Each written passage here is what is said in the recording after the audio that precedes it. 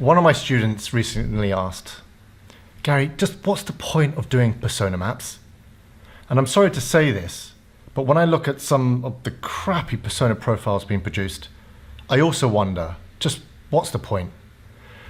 You see, they were made famous back in the 1990s by this guy called Alan Cooper with his fantastic book, The Inmates Are Running the Asylum. He argued that allowing engineers, the inmates, to design products without proper interaction design leads ultimately to hostile products. Now, you might be thinking, well, nothing's really changed since the 1990s. The inmates are still designing products, and yeah, I've seen that too. Now, Alan called this Homo logicus, so describing the logical mindset of engineers, right?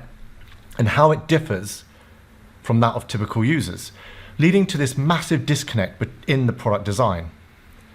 So the whole purpose back then, and still today, is to actually help our teams get out of their logical way of thinking and to get into the hearts and minds of their users to understand their goals, their reality, their struggles.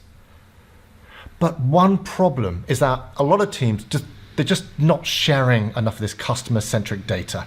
They're so busy chasing their individual quarterly metrics. So the persona map is one of those few things that can really bring different departments together. And a great persona map will allow everyone to share in this deep understanding of the customer.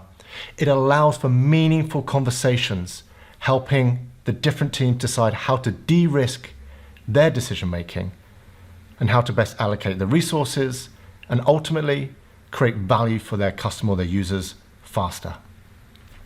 But hey, that's been my 27 years of experience, but that doesn't mean that you've come to the exact same conclusion.